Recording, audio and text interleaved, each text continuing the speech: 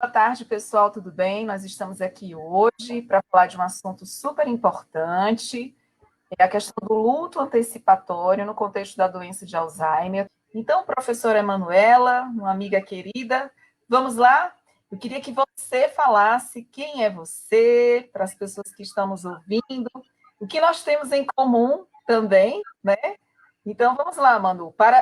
Carinhosamente eu a chamo de Manu, tá, gente?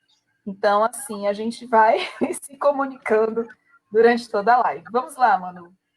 Ai, gente, muito feliz de estar aqui hoje, né? Desse nosso projeto que deu certo até que enfim, né? A gente já vinha ensaiando esses encontros, e agora, dentro da pandemia, a gente pôde realmente realizá-lo.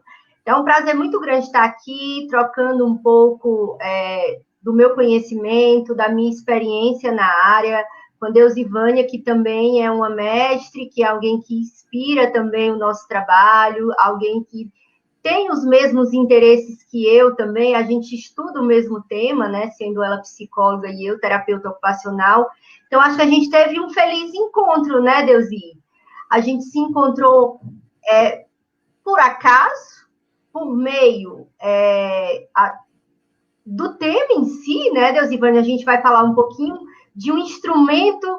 Lá no finalzinho, a gente vai falar desse inventário de luta antecipatório que eu já estava estudando quando ela se interessou, e aí a gente se encontrou. E nesse feliz encontro, a gente descobriu que a gente tem algumas coincidências para além do interesse no tema, do amor por esse público que são os cuidadores familiares, né? Então, a Deusivânia, ela é cearense, eu também sou cearense, acho que cearense, e daqui a pouco a gente vai ter cearenses dominando o mundo, né? Então, a Deusi lá na USP, eu estou na Unifesp, no campus da Baixada, e outra feliz coincidência é que a Deusi também tem gêmeas, duas meninas lindas, e eu tenho gêmeos, dois meninos bem sapecas, né? Quem me conhece sabe. Então, falando um pouquinho de onde eu venho, né? Eu quero falar para vocês que eu sou terapeuta ocupacional, eu estou aqui em São Paulo há 13 anos, na Unifesp há 10 anos, dentro da Unifesp eu estou na coordenação do Serviço de Atendimento ao Envelhecimento Cognitivo, junto com a professora Márcia Novelli, e também na coordenação do Observatório de Envelhecimento. Dentro desse serviço, a gente oferece atividades e atendimento terapêutico ocupacional a idosos com demência, e também a gente foi ampliando os serviços que a gente oferece para a área de envelhecimento para além da demência. Então, a gente hoje já tem serviço no envelhecimento saudável, no sentido da prevenção das doenças crônico-degenerativas para aqueles idosos que não têm ainda um diagnóstico de uma doença crônica. A gente tem a possibilidade de intervir quando já tem uma doença crônica instalada, e um trabalho que eu fui desenvolvendo ao longo dos anos junto aos cuidadores familiares. E aí, no meu doutorado, em 2012, eu me propor a acompanhar de perto e a entrevistar cuidadores familiares, e foi aí, dentro desse cenário de pesquisa, que eu me deparei com esse assunto, com essa temática que para mim é tão relevante e tão pouco discutida ainda, principalmente aqui no Brasil, né, Deusi? Então, dentro dos meus resultados da minha pesquisa qualitativa de doutorado, eu identifiquei que essas pessoas vivenciavam um luto antecipatório. E aí eu busquei me aprofundar mais a respeito disso, e aí por isso que a gente está aqui hoje, né? A gente vai falar um pouco disso, acho que falar disso também possibilita a gente poder desmistificar um pouco tudo que essas pessoas vivenciam em relação ao diagnóstico e conviver com a demência, né? Na perspectiva da pessoa com demência, na perspectiva do cuidador familiar. Então, acho que é um tema bem importante e que muitos cuidadores nem sabem que vivenciam isso, né? Então, acho que é importante eles nomearem aquilo que eles sentem já é um grande passo para entender o que sente e o que eu devo fazer com isso que eu estou sentindo, para que eu tenha uma qualidade de vida melhor durante esse período que eu estou dedicando ao cuidar de alguém na minha família com demência. Uhum. Então, complementando o que a Manu comentou, né, é muito importante que a gente tenha noção do que de fato é o luto antecipatório, porque as pessoas muitas vezes elas chegam, inclusive, a sofrer mais do que o necessário, né? E aí eu queria justamente começar a nossa reflexão, Manuela. Eu queria que você contasse para a gente o que você compreende, né, na revisão de literatura que você fez, nos trabalhos que você tem desenvolvido, o que você compreende como luto antecipatório nas demências e nas outras doenças. Por exemplo, há alguma diferença entre, por exemplo, uma pessoa que está com a doença de Alzheimer e um luto vivenciado, por exemplo, uma pessoa que tem câncer, né? São tipos de lutos diferenciados, assim. Então, primeiro, o que é o luto antecipatório e o contexto do luto antecipatório nas demências, especialmente na doença de Alzheimer e em outras doenças. Pode falar um pouquinho para a gente sobre isso, para que o nosso ouvinte compreenda melhor o nosso tema? É bem interessante a tua pergunta, porque costuma ser uma dúvida das pessoas, né? Então, o luto antecipatório, ele surgiu aí mais ou menos na década de 40, por uma pesquisadora que começou a identificar esse sintoma em esposas de soldados que iam para a guerra, né? Então, ela começou a acompanhar essas esposas e ela começou a identificar esse luto antecipatório, porque essas pessoas elas não sabiam se os seus maridos iam voltar.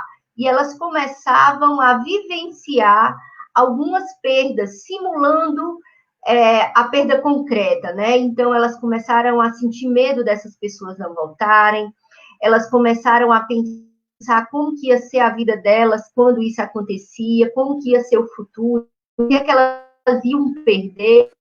E, a partir daí, começou a se ampliar mais a definição do luto antecipatório. Depois disso, a gente vai ter aí, lá pela década de 80, um pesquisador, Rando, que começou a estudar, ele criou um modelo multidimensional do luto antecipatório, porque anteriormente esse modelo ele era apenas estudado na perspectiva da pessoa que vivenciava uma doença oncológica, um câncer. E aí ele começou a estudar e aprofundar esse modelo, e ele acabou trazendo esse modelo para a perspectiva da pessoa com demência, ou para a perspectiva, ou contexto da demência. Só que quando ele trouxe esse modelo para a perspectiva da demência, ele apontou alguns fatores que diferenciavam esse luto antecipatório na demência do luto antecipatório vivenciado pela pessoa com doença oncológica. Então, na doença oncológica, o luto antecipatório ele é bastante estudado na perspectiva da pessoa que recebe o diagnóstico do câncer. Porque essa pessoa, dependendo do tipo de câncer que ela tiver, se presume que ela vai ter ali a sua consciência preservada até o final da doença. E aí passou-se a estudar o luto antecipatório junto às pessoas com câncer. Mas quando ele trouxe esse modelo para o contexto da demência, ele acreditou que as pessoas que recebem o diagnóstico de demência, elas não iam conseguir falar a respeito dos seus sentimentos, daquilo que elas estavam vivenciando, porque se pressupõe que a pessoa que tem um diagnóstico de demência, ela vai perdendo a sua capacidade cognitiva, o seu julgamento, então ela não conseguiria se colocar de uma forma adequada no cenário de pesquisa. E aí esse modelo, ele acabou sendo estudado com foco no cuidador familiar, na família, né? Alguém da família que cuida e que vai acompanhando essa pessoa da sua família ao longo desses anos. E aí, dentro desse modelo, ele fala que a gente tem 3 fatores que vão aí fazer com que o luto antecipatório se manifeste de uma forma diferente, de acordo com cada realidade, com cada cuidador, né? Então, tem a perspectiva, a gente vai ter o foco, na perspectiva com foco no tempo, e também algumas variáveis psicológicas e sociais. Então, vai depender muito da qualidade dessa relação estabelecida, qual o grau de parentesco, mas também qual a qualidade desse meu vínculo com essa pessoa. É marido e mulher, então é fortíssima, depende, pode ter uma relação marido e mulher, que a qualidade desse vínculo não seja tão boa, e isso vai interferir na forma como um cuidador vai manifestar o seu luto antecipatório, mas também alguns aspectos que são pessoais desse cuidador. Então, esse cuidador já tem uma história prévia, anterior, de doenças psiquiátricas, alterações emocionais, ele tem alguma doença crônica também, qual o contexto social e econômico de vida desse cuidador. Então, alguns aspectos também relacionados a fatores pessoais do cuidador podem interferir também na forma como esse cuidador, esse familiar lida com o luto antecipatório. Não sei se eu consegui responder, Deusinho, a questão que você estava trazendo. Sim, sim. É interessante, Manu, que à medida que você foi falando, eu fiquei aqui refletindo, no início agora do mês de setembro, que nós tivemos a campanha, né, bem voltada para a doença de Alzheimer e também para o Setembro Amarelo, né, o Setembro Roxo e o Setembro Amarelo, eu coloquei no Instagram uma mensagem assim, eu fiz, né, Alzheimer, morte em vida, suicídio, morte da vida. E aí eu percebi que algumas pessoas ficaram um pouco chocadas pelo fato de eu ter colocado morte em vida no Alzheimer. E aí eu fui tentar justificar para essas pessoas o porquê que eu coloquei isso, né? Por que essa morte em vida? Porque, na verdade, a gente sabe que na doença de Alzheimer há uma espécie de uma perda ambígua, como dizia Boss, que é um pesquisador dessa área. O que é essa perda ambígua? É justamente você ter uma pessoa fisicamente presente, porém psicologicamente ausente. Então, complementando o que a Manu falou, de repente você é o seu cônjuge que tem a doença de Alzheimer. Então, você vai ter aquela pessoa que foi teu companheiro a vida inteira, só que hoje já não consegue mais exercer os mesmos papéis de anteriormente. Psicologicamente, ele já não se comporta, ele já não emite comportamentos, né? Podemos dizer assim, referentes a esse papel como cônjuge, né? Ou então um filho que observa que o pai tinha um exercício de autoridade muito grande na família e agora, depois da doença, ele já não consegue se comportar da mesma maneira. E aí algumas pessoas, quando fizeram esse comentário para mim, falaram assim, mas isso eu não vejo como uma morte em vida, porque eu sou feliz cuidando da minha mãe, sou feliz cuidando do meu cônjuge. Então, eu acho assim, primeiro, eu acho que vale a pena a gente esclarecer que a doença de Alzheimer, ela tem níveis, né? Em nível inicial, a pessoa tá ali, perde um pouco a memória, mas ainda consegue lembrar de muita coisa, né? Principalmente a memória anterógrada, que fica mais em evidência, mais as coisas do atual, né? A memória mais atual que se perde. E aí depois vem o estágio moderado, onde a pessoa começa realmente a ter ali problemas de comportamento, e a gente tem que deixar muito claro para os nossos ouvintes que a doença de Alzheimer, ela atinge as pessoas de uma maneira diferenciada. Então, de repente, atinge o senhor José de uma maneira, a dona Maria de outro, o senhor Raimundo de outro. Cada um vai ter uma maneira diferenciada de ser atingido pela doença. Uma coisa também que vale a pena a gente pensar é que no estágio avançado, essa morte, essa perda ambígua, como a gente fala, essa morte em vida, ela fica mais em evidência.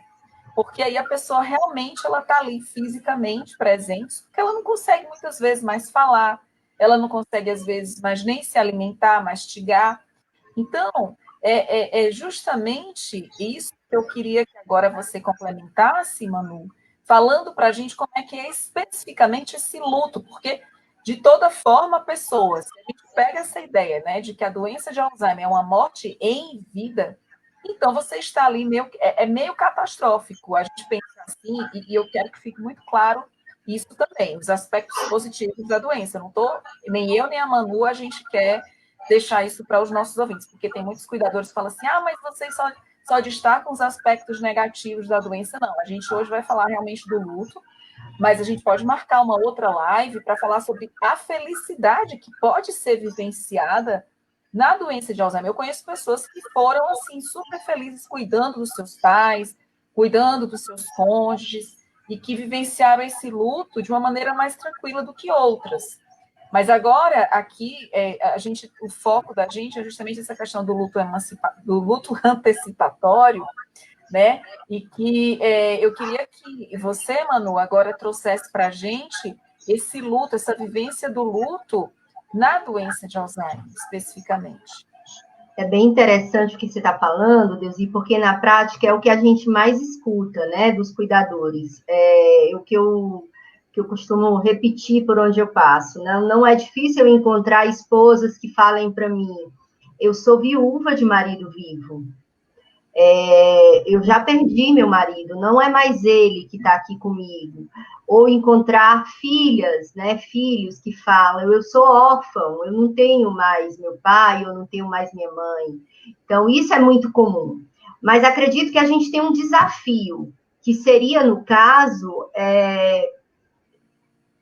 transpor essa fase, ou transpor esse olhar da morte em vida, para alguém que continua vivo, né? Eu acho que isso aí, desde o ano passado, a Organização Mundial de Saúde, a Alzheimer Disease International, vem trazendo muito fortemente a necessidade da gente minimizar o estigma na demência e tentar mostrar que essas pessoas, elas continuam vivas, né? Mas isso aí é um desafio e que a gente teria que fazer outra live para falar disso.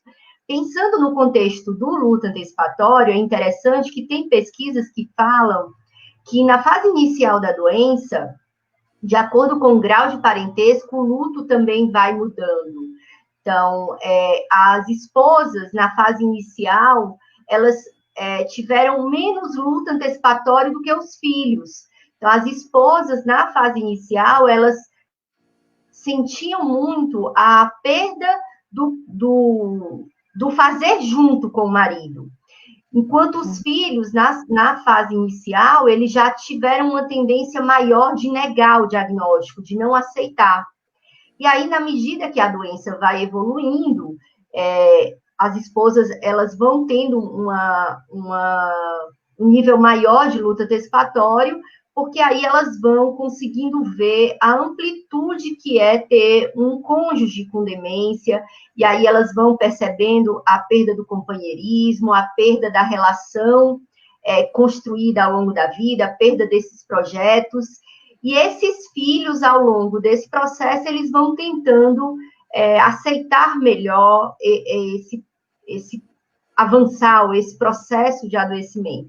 Mas isso muda também, foi importante você ter tocado nesse ponto, que dependendo do grau de parentesco, isso vai mudando de acordo com o estágio também da doença, mas o que a gente vê é que mesmo sendo uma doença que normalmente as pessoas convivem com ela por tantos anos, né, e isso é o que acaba gerando uma sobrecarga muito grande para essas famílias, para esses cuidadores, porque é algo que é muito imprevisível. Acho que você trouxe muito bem a questão da ambiguidade, você ter e não ter aquela pessoa, né? Ele está ali, mas não é mais ele. Como assim? Cadê? E aí você sente como se aquela pessoa já tivesse morrido, e não morreu, ela está ali ainda, mas será que eu devo dar espaço para ela? Eu devo dar voz para ela? Será que em algum momento ela vai estar aqui comigo de novo, no que as pessoas falam que são os momentos de lucidez?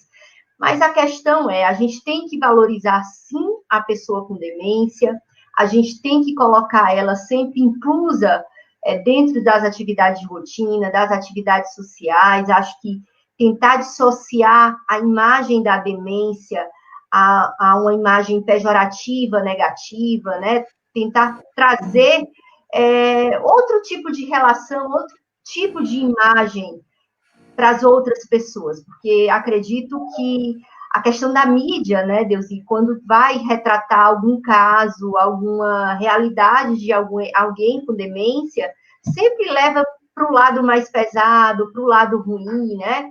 Então, acho que a gente, enquanto formadores, enquanto pesquisadores, a gente tem um papel muito grande também de mostrar o quão é importante a gente também mudar esse ponto de vista, porque isso vai trazer ganhos para todos, para a pessoa com demência, para os cuidadores familiares, para a gente que está envelhecendo, para a gente poder quebrar muitos mitos e muitos tabus a respeito do envelhecimento também, né?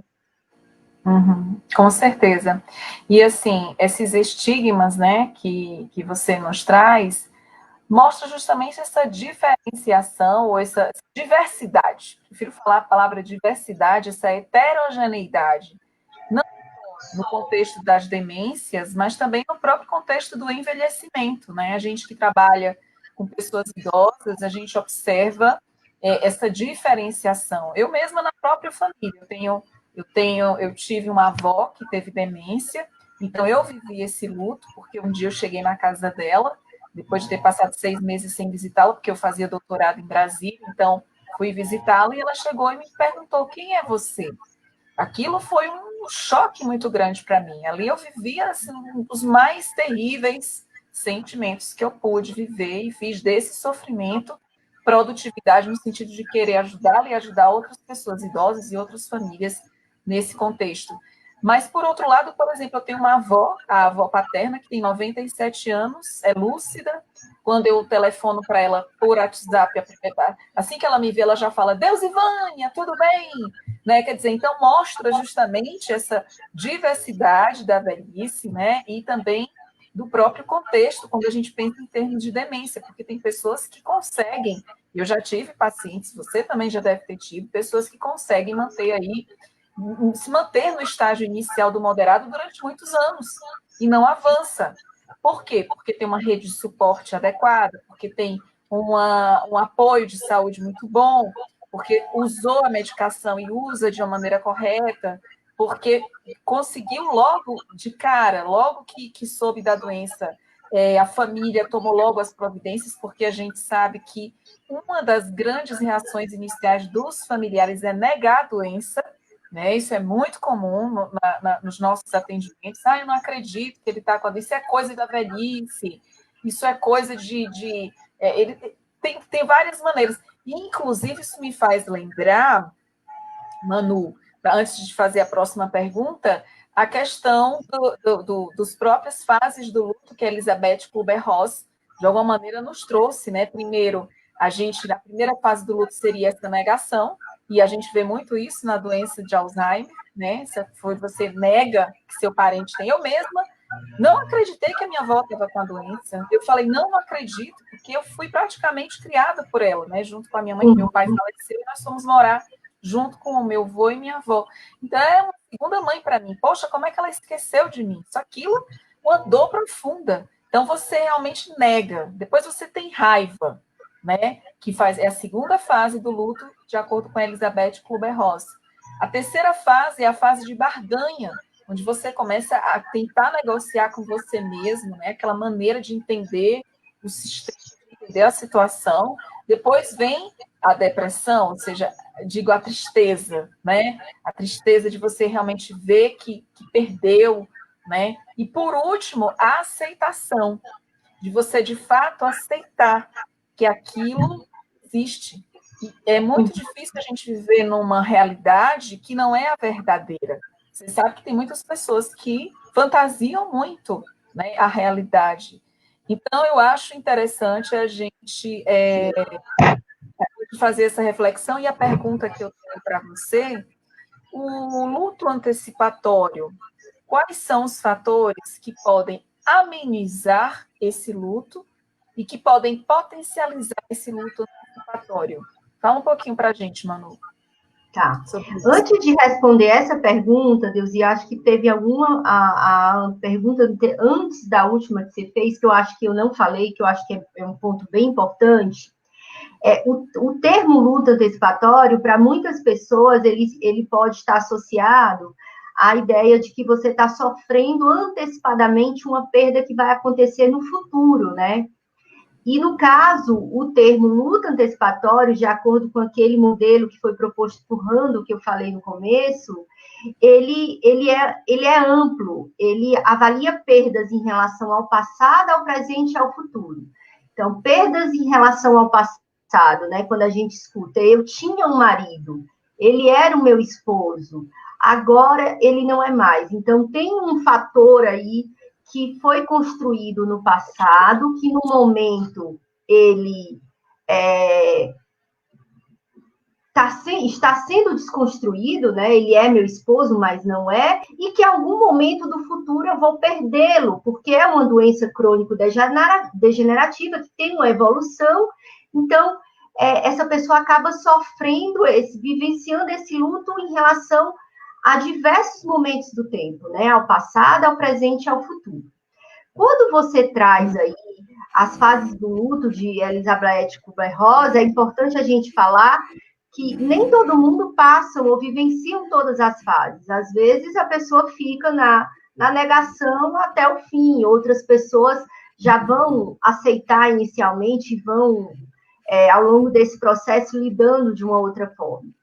A gente teve um pesquisador aqui que trouxe, ou que começou a estudar esse tema aqui no Brasil, que foi Fonseca, em 2004, e aí, dentro do estudo que ele estava propondo, ele adaptou essas fases do luto de Elizabeth Kubler-Ross para algo que ele identificou no estudo dele. E aí ele apontou o choque, a negação, a ambivalência, a revolta, a negociação, a depressão e a aceitação. Então, aqui ele ampliou essas fases para 7 fases, mas que também são muito parecidas aí, acabam englobando as que a Kubler-Ross já tinha estudado anteriormente. Um dos fatores que a gente vê na prática que podem potencializar ou minimizar a vivência desse luto é o que é que pode potencializar?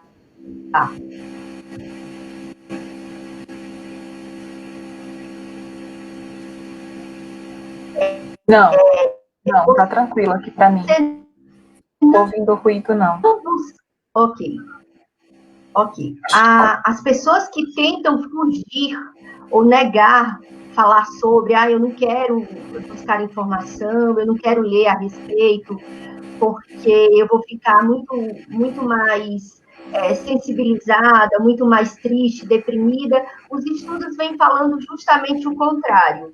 Você potencializa quando você não busca saber, não busca conhecer, não busca ajuda.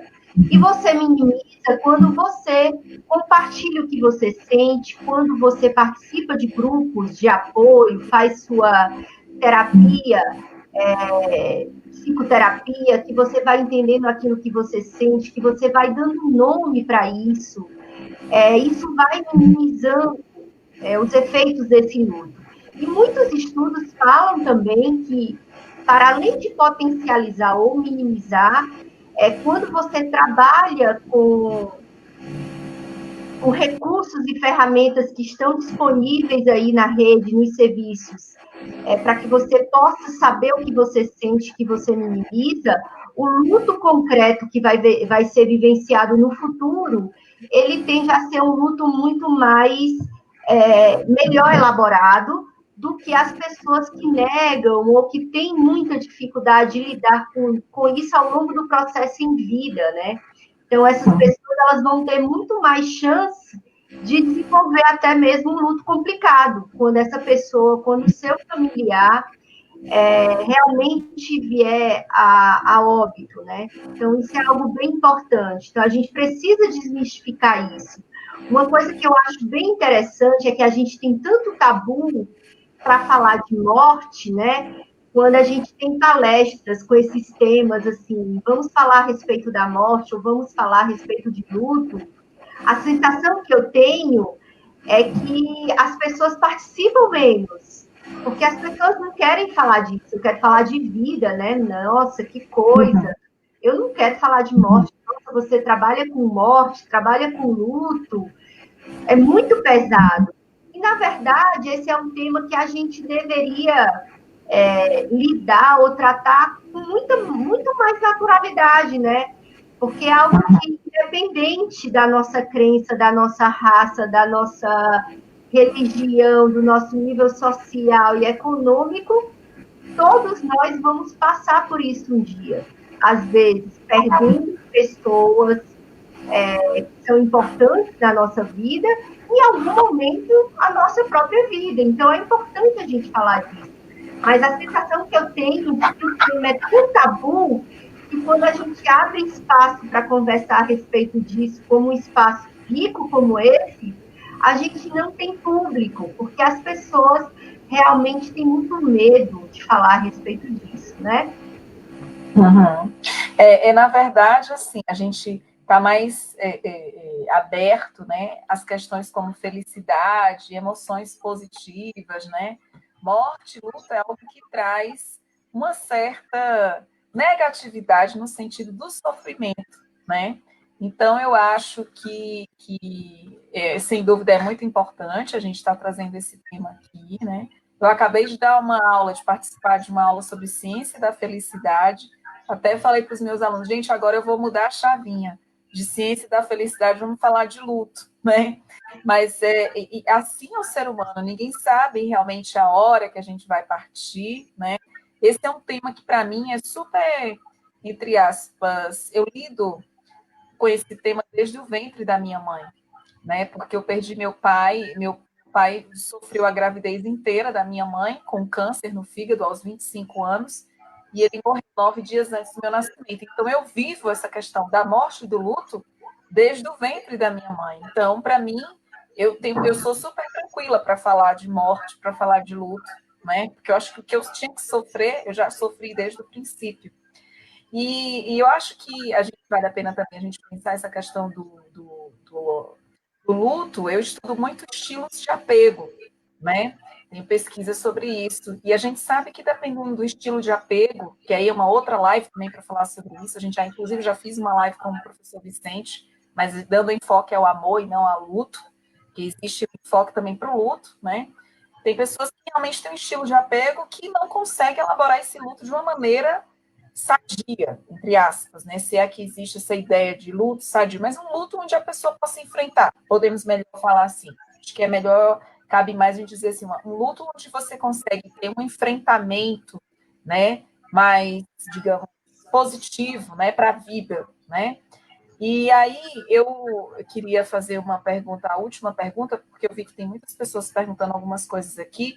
Acho que para o Instagram, daqui a pouquinho a gente vai ter que encerrar, mas no Facebook a gente pode continuar respondendo as perguntas. Mas eu queria relembrar para você como a gente se conheceu. E aí, por isso que tem a última pergunta. Eu estava nos Estados Unidos fazendo meu pós-doutorado, isso em 2017, e durante os meus estudos, eu me deparei com o tema luto antecipatório. Claro que eu já tinha estudado, mas assim, aquilo ficou muito forte, porque eu também tinha atendimento lá para alguns cuidadores, né? Participava de alguns grupos de cuidadores. E aí eu fui buscar, eu pensei, poxa, eu vou validar uma escala, porque lá no Brasil não tem uma escala sobre luto antecipatório. E para a gente que é pesquisador, que vai fazer a validação de uma escala, é muito prudente que a gente busque o autor da escala para que ele venha liberar, né? Você tem que pedir primeiro autorização para saber se ele vai poder, se ele autoriza fazer uma tradução, uma retrotradução, e todo o processo que quem estuda análise, que faz análise psicométrica faz.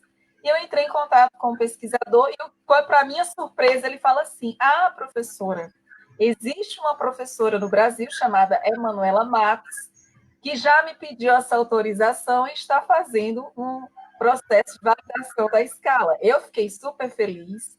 Ele me deu o teu contato, né? E porque eu sempre tenho a ideia de que juntos somos mais fortes. Eu sempre falo para os meus alunos que eu adoro olhar para o céu e ver muitas estrelas brilhando, porque eu acho que as constelações falam muito mais do que uma solitária. Então, eu fiquei super contente. E aí, eu mandei um e-mail para você, com cópia para ele, e ele que nos uniu nessa história, né? Então, eu queria que você falasse um pouquinho dessa escala e do trabalho que a gente pretende desenvolver aqui no Brasil. Vamos lá? Isso aí. Então, essa escala eu também cheguei nela depois dos resultados do meu doutorado, né? Que eu identifiquei que os cuidadores vivenciavam o luto antecipatório. E o que é o luto antecipatório? Como que eu sei se eu estou vivenciando o luto antecipatório? Então, você vai ver que você vivencia sentimentos que se oscilam, né? Entre raiva, culpa, medo, angústia, tristeza. E alguns acham e confundem até o luto antecipatório com um quadro depressivo também, né? Poxa, nunca tive depressão, mas agora estou vivendo esse momento, estou com depressão, estou vivenciando cuidar de alguém com demência. E, na verdade, é importante a pessoa entender aquilo que ela sente, porque ela pode sim estar vivenciando um quadro depressivo, mas ela pode também estar vivenciando sintomas do luto antecipatório. E o que eu costumo trabalhar com os meus cuidadores é falar para eles no sentido de que é natural vivenciar o luto. O luto, ele é um processo natural da vida. A gente vivencia lutos ao longo da vida. O luto não só da perda concreta de alguém, mas desde a primeira infância, a gente vai lidando com as perdas simbólicas, né, Deusi? Você que é psicóloga vai falar melhor disso do que eu. Então, ao longo da minha vida, eu fui lidando com perdas. Foi a perda do meu animalzinho de estimação, depois vem a perda que eu tenho se eu mudo de cidade, perco os meus amigos, vou para um ambiente novo, ou se eu sou demitida, se eu separo.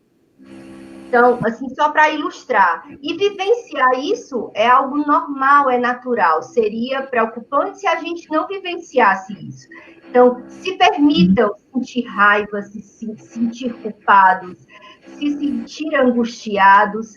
Não tem que ficar se automutilando, se autojulgando, né? Porque isso vai tornar você ainda mais deprimido. E, no caso, quando você passa a ler, entender o que é o luto, que você se reconhece naquele lugar, você diz, espera aí, eu não preciso estar me sentindo culpado, eu estou sobrecarregado, eu estou desenvolvendo, eu estou exercendo um papel de uma forma que não é a forma mais adequada, eu não tenho com quem revezar, eu estou sozinho. Então, a pessoa vai se permitindo vivenciar esses sintomas que são comuns a esse luto. Então, encontrei isso dentro do grupo de cuidadores familiares que participaram da minha pesquisa de doutorado, e aí eu cheguei nessa escala, eu disse, nossa, existe uma escala que avalia, e fui ver, essa escala ela já tinha sido validada por Português de Portugal, entrei em contato com os autores, né, o doutor Margit Neuser, Dr. Thomas, e aí ele me deu a autorização para começar esse processo de validação. O processo de validação, gente, ele é um processo muito demorado, porque ele tem que ser um processo muito cuidadoso. Deus e Vânia está participando desse projeto junto a mim, junto com a professora Márcia Novelli também. E aí, a gente tem uma sala, que é a única que existe, até onde eu saiba, que avalia o luto antecipatório na perspectiva do cuidador familiar com demência, né? A escala portuguesa, ela foi validada para pessoas que cuidam de pessoas com câncer. Então, a gente aqui vai validar no mesmo formato do estudo original proposto pelo Dr. Thomas. E aí a gente começou a divulgar essa escala junto a grupos de cuidadores familiares e que a gente acaba circulando para que a gente possa atingir um número de respostas compatíveis com o processo de validação e adaptação transcultural de uma escala. E aí essa escala ela é muito interessante, Deusivânia, eu acho que o seu olhar como psicóloga, né, para essa escala, e o meu olhar como terapeuta ocupacional para essa escala, ele é muito interessante, porque essa escala, ela vai me dizer o quanto esse luto, ela impacta 3 domínios de vida desses cuidadores, né? O quanto esse luto tem um impacto na minha vida pessoal, o quanto eu deixei de fazer coisas da minha vida pessoal, eu trabalhava e agora eu não posso mais trabalhar porque eu estou exercendo esse cuidado, ou eu gostava de viajar e agora eu não viajo mais. Avalia também o impacto desse luto nos aspectos emocionais, né, que normalmente são aqueles que são mais afetados, né, dependendo do grau de parentesco e da qualidade desse vínculo também. Então, o quanto esse luto está me trazendo angústia, tristeza, ansiedade, e o quanto esse luto também me fez uma pessoa mais isolada socialmente, excluída socialmente, né? Porque a gente fala muito da exclusão da pessoa com demência, mas muitas famílias e muitos cuidadores acabam relatando que ter o seu familiar com um diagnóstico de demência fez com que ele também passasse a ocupar menos espaços sociais se comparado a uma vida anterior ao diagnóstico, né? Então, antigamente as pessoas me convidavam para participar dos eventos, me convidavam para sair, e de repente as pessoas foram se afastando de mim, e minha rede de suporte social vai ficando cada vez mais reduzida também. Então, isso é muito importante a gente avaliar, porque isso nos dá, enquanto profissionais da saúde, essa escala é uma escala que ela pode ser usada por qualquer profissional, não é só do psicólogo, do TO, mas ela vai ali ampliando as nossas possibilidades de intervenção junto a esses cuidadores familiares, para que essas pessoas possam precocemente se cuidar, melhorar a qualidade de vida, de bem-estar também, ao longo desse processo, né? Então, muito importante o que a Emanuela falou, né? E assim, a gente faz um apelo para que vocês que estão nos ouvindo agora, que tenham, que conheçam um cuidador familiar de alguém com a doença de Alzheimer, ou que seja também um cuidador, que possa responder ao nosso questionário, porque realmente vai nos ajudar na validação dessa escala, e como a Manu falou, essas informações são importantes até para a gente poder melhorar os nossos projetos de extensão, ou seja, nossos programas de intervenção, que a Manu faz lá na Universidade Federal de São Paulo, o que eu faço aqui na USP. Então, a gente tem os nossos programas de intervenção para os cuidadores, e é muito importante que a gente possa também contar com a comunidade, né, simplesmente só respondendo aqui no Facebook. A Luana deixou o endereço para o link de acesso. No Instagram, eu posso também deixar depois aqui da live o endereço para que vocês possam. Então, entre em contato comigo, manda um e-mail, manda uma mensagem comigo ou com a Manu, para que a gente possa ter esse número expressivo de pessoas, né? É importante, Deusi, falar que pessoas de qualquer lugar do Brasil podem responder, né? A ideia inicial é que esse processo de adaptação ele fosse feito presencialmente, né? Com os cuidadores familiares. Então, a gente começou a aplicar na Unifesp, a gente tem a parceria com a Deusivânia também para começar a aplicar lá na USP. E aí veio a pandemia em formato virtual também, então é rapidinho, vocês não demoram mais do que 10 minutos respondendo. Então, por favor, se vocês puderem nos ajudar a compartilhar com o máximo de pessoas possíveis, que sejam cuidadores familiares, tá, Deusivânia? É importante a gente reforçar isso, porque algumas pessoas acabam me procurando e falando, olha, eu sou cuidador profissional, eu posso responder? E aí a gente fala, não, essa escala ela é voltada apenas para cuidadores familiares, porque a gente sabe, por meio de pesquisas e estudos que já foram realizados previamente, que a forma como o cuidador familiar lida, ou que ele sente a evolução da doença, ela é muito diferente, tem um recorte muito diferente daquele que é vivenciado por um cuidador profissional, apesar de que a gente vai poder encontrar cuidadores profissionais que também vivenciam esse luto, né? Mas, infelizmente, nesse momento, a gente está pedindo a ajuda de vocês para compartilhar com cuidadores familiares. Sim, sim. Sem dúvida, vai ser uma boa... A gente precisa, né, do apoio de todos para seguirmos juntas nessa caminhada, né? A Márcia também está conosco, a Márcia Novelli, né, também está nessa campanha, e a gente quer realmente fortalecer aí as pesquisas nessa área, né? Uma área que, como a Manu falou, é tão pouco explorada, porque as pessoas realmente têm um tabu muito grande para falar da morte, para falar do luto, né? Aqui na USP nós temos a professora, uma professora que trabalha com o Laboratório da Morte, né? A professora, gente, me veio agora... Maria Júlia Kovacs, que foi minha Maria orientadora. Júlia, eu gosto muito dela. Eu só lembrava do nome Maria. Acho que é o cansaço do fim do dia. Eu já dei aula o dia inteiro hoje, já orientei a aluna. Professora Maria Júlia Kovacs, né, que trabalha muito com essa questão da morte. Eu gosto muito do trabalho Ela dela. que foi a minha orientadora do doutorado. Sensível, né, a essas questões. Eu sou uma admiradora do trabalho dela. Então, eu acho que vale a pena a gente realmente reforçar. Eu estou vendo aqui essas parcerias. Eu estou vendo aqui, Manu, algumas perguntas. Aqui no YouTube, a gente daqui a pouquinho vai ter que sair, mas vamos tentar responder aqui. Até temos umas perguntinhas, por exemplo, o luto antecipatório não seria descrença da medicina? Você está vendo aqui? Não, eu não estou conseguindo. O chat, no chat. Eu vou tentar responder. O que eu entendi dessa pergunta é que, assim, a pessoa fica descrente de que a medicina não vai poder salvar o seu paciente, e aí vem o luto. De alguma forma, sim, porque você vê que ainda não se tem a cura para a doença de Alzheimer, né?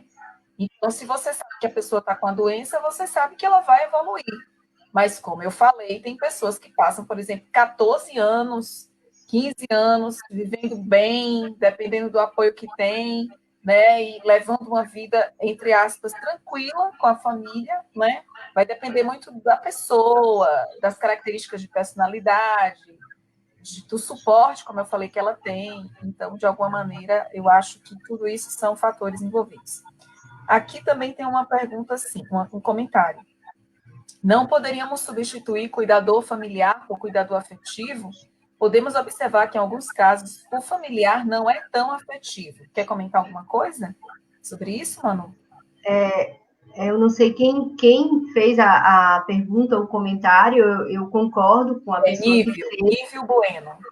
O Nível é um querido que eu venho acompanhando um pouquinho a história dele, ele é de BH, tem uma história bem interessante, ele cuida da esposa que tem demência, mas eu acredito e concordo sim com ele, acredito que muitos familiares, muitas vezes, acabam não sendo tão afetivos quanto muitos cuidadores, né? Essa é uma realidade, mas no cenário dessa pesquisa que a gente está desenvolvendo, a gente não pode mudar esse termo, né? Então, é cuidador familiar, então, independente se é alguém que é um cuidador familiar, uma dúvida comum é assim, eu cuido, mas assim, eu só cuido da parte administrativa.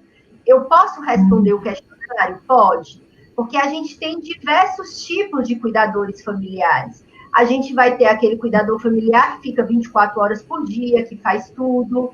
A gente vai ter aquele cuidador que reveza, né? Então, tem eu e minha irmã cuida da questão mais física, de levar ao banheiro, de ajudar nas atividades do cotidiano, da rotina, e eu marco o médico, compro o remédio. Então, as duas pessoas podem responder o questionário. Mas, infelizmente, eu entendo a questão que o Nível está colocando, mas a gente não pode substituir o nome, nem fazer nenhuma alteração nesse momento. Acredito que no futuro, depois que a escala estiver adaptada, transculturalmente, né, e validada, a gente possa pensar nisso. Aqui também, aos 64 anos pode haver sintomas de Alzheimer. Eu vou responder, na verdade, o Alzheimer pode acontecer tem pessoas até mais jovens, por exemplo, pessoas com 29 anos, 30, 40.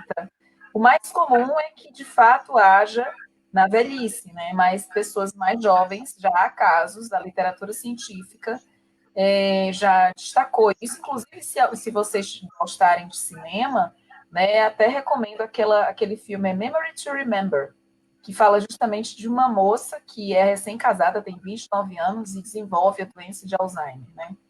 Então, há casos assim, não são tão comuns, né? Mas há casos sim. Manu, a gente tem a gente só vai responder mais uma pergunta, porque o nosso tempo está acabando. Aqui, se você puder responder essa daqui, ó. Boa noite. Como lidar com a afasia? Aprendi, ó. Tem como colocar aqui. Você tá lendo? Legal! A gente está aprendendo, está usando a primeira vez, né, Manu?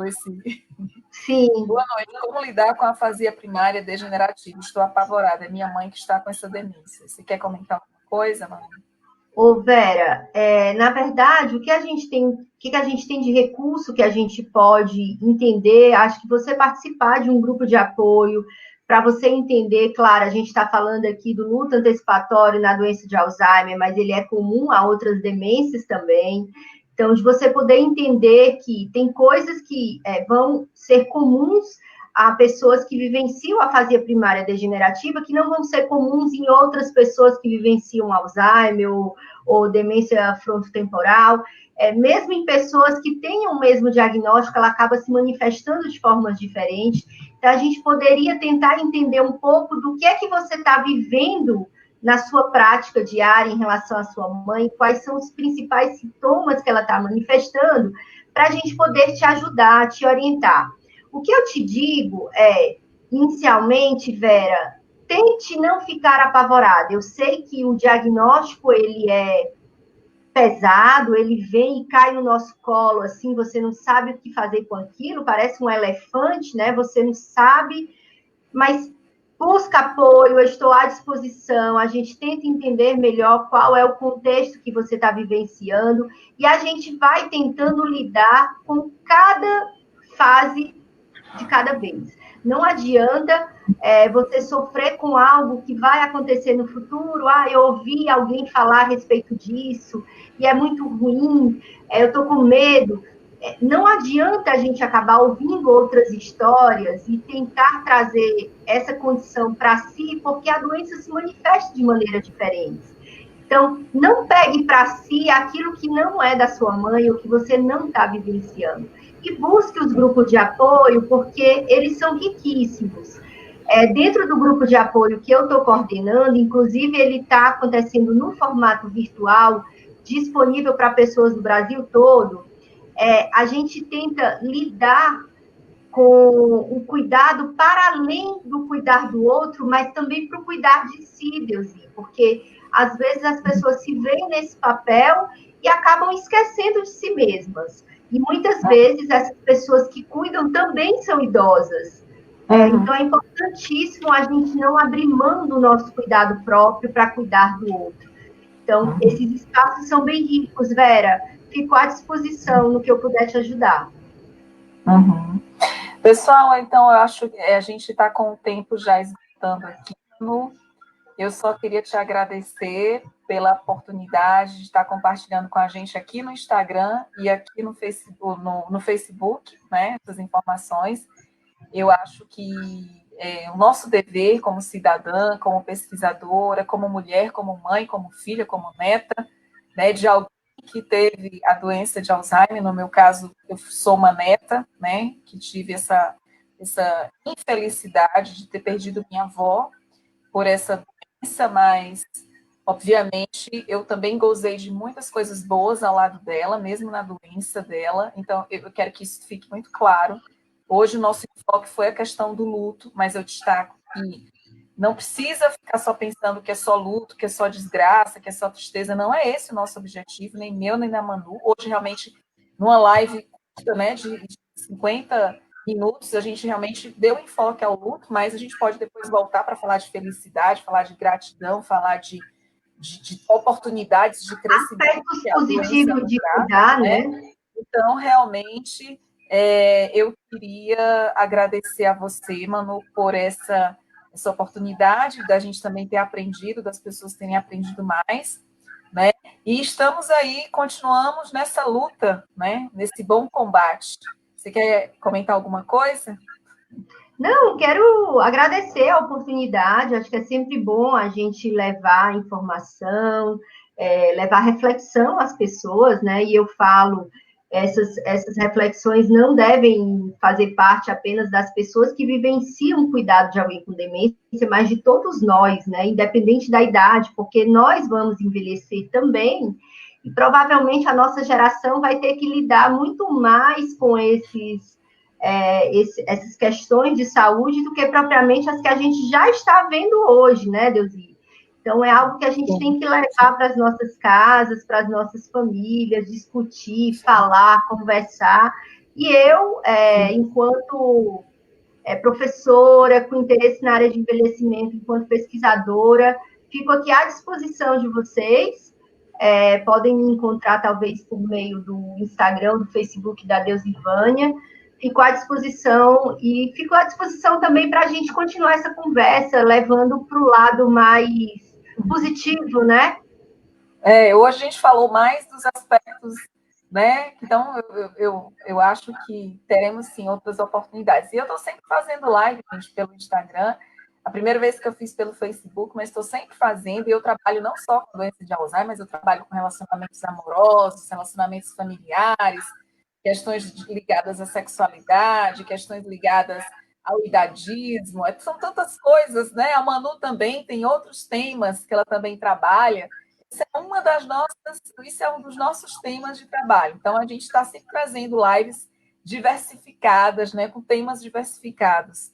Então, Manu, um beijo bem grande para você, tá? Um beijo também para quem nos assistiu até agora. Obrigada. Agradeço a audiência de vocês. Vocês são assim muito importantes para a gente também. Eu fico muito feliz em estar compartilhando, em estar ouvindo o feedback de vocês. Estou vendo aqui, parabéns pela live. Obrigada às duas, excelente. Então, agradeço de coração. Realmente, esse feedback é importante porque nos anima a fazer outras lives. Né? Da próxima vez, a gente tem que começar a fazer assim, ó. Comecem a enviar aviãozinho. Eu tenho que começar a entrar nessa onda de blogueiras. As blogueiras fazem isso. Vamos virar blogueiras científicas, Manu. É verdade. Aviãozinho aí para as pessoas começarem a assistir e compartilharem desse universo científico e acadêmico da gente, né? Que a gente respira todo dia. Tá bom? Então, ó, um beijo bem grande. Tchau, obrigada. Tchau.